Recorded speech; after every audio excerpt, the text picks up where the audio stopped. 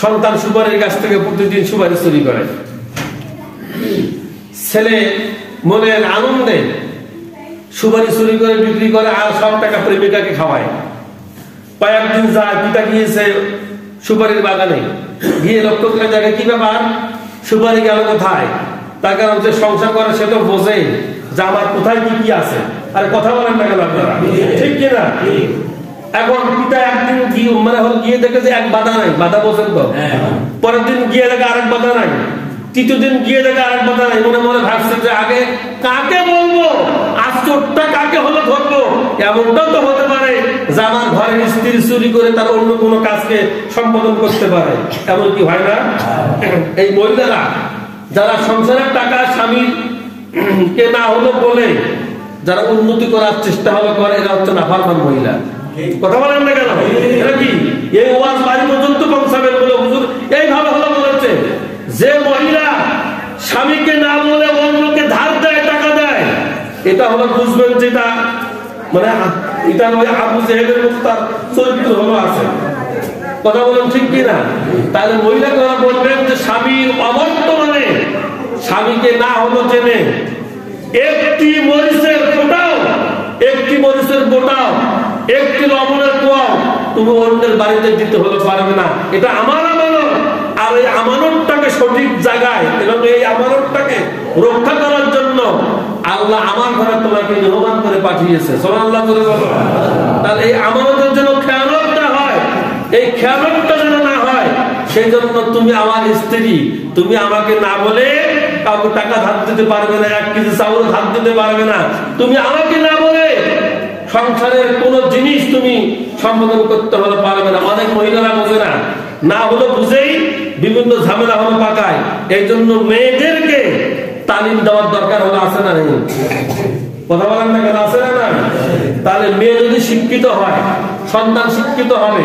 মেয়ে যদি ভালো হয়, তার ফ্যামিলি ভালো হবে। মেয়ে যদি ভালো হয়, তাহলে গোটা দুনিয়া ভালো হয়ে যাবে। কথা বলেন না কেন? ঠিক কিনা? এখন পিতা যাকে 3 দিন গিয়ে দেখে সুপারি বাধা রেখে যাই একভাবে, থাকা আর একভাবে, এই চোরকে হলো ধরতে হলো হবে। কাল্লাগান সংক্ষিপ্ত হলো বলছি। এখন বেচারা তো হাঁটি হাঁটি পা পা করে বাড়িতে গিয়েছে, গিয়ে স্ত্রীকে বলছে তুমি কি বাগান বাড়িতে যাও? বলে হ্যাঁ আমি তো যাই। তো তুমি বাগান বাড়িতে যাও, বাগানের কি খবর রাখো? বলে হ্যাঁ রাখি।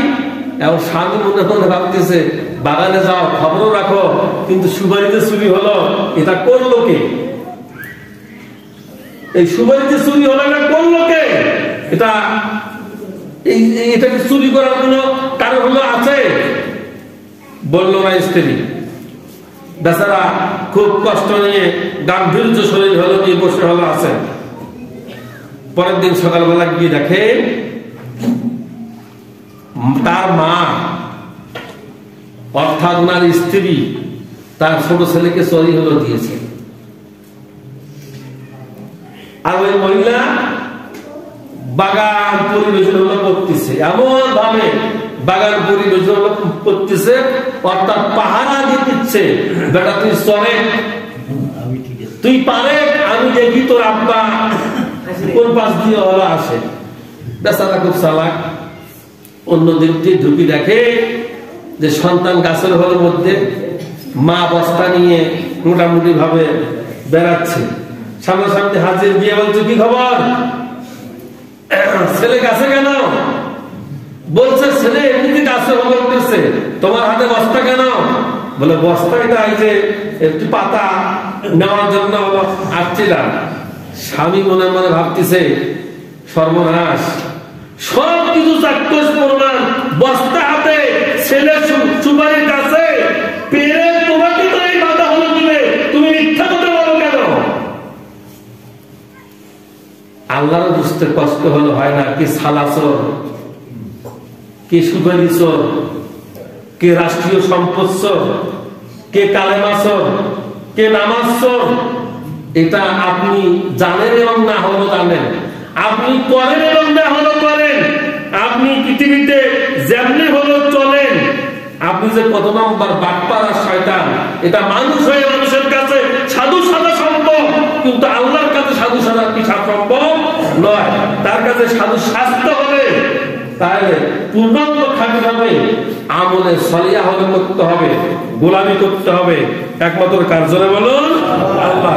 এই কারণে সূরা আল মুমিনের 115 নম্বর আয়াতে কারিমা আল্লাহ তাআলা বলেছেন, তোমরা কি মনে করেছো প্রশ্নবোধক শব্দ, তোমরা কি আমার কাছে আসবে না, হিসাব কি দিবে না, তুমি কি মরবে না, তুমি যাবে কোথায়, যেখানেই তুমি হলো যাবে, আমার মনন, আমার হক, আমার চক্ষু এবং আমার দৃষ্টি সবকিছু আমার আয়ত্তের মধ্যে। সুবহানাল্লাহ। আপনি কাকে ফাঁকি দেন? আপনি কোন ভাবে ফাঁকি দেন? আপনি কিভাবে চলেন? সবটাই দুনিয়ায় আপনি যাই কিছু করেন না কেন, এটা দুনিয়া যত কিছু তার কারণ হলো গর্বিল করে বাটপারি করে দুনিয়া মেকআপ দেওয়া সম্ভব, কিন্তু আল্লাহকে মেকআপ দেওয়া কি সম্ভব নয়।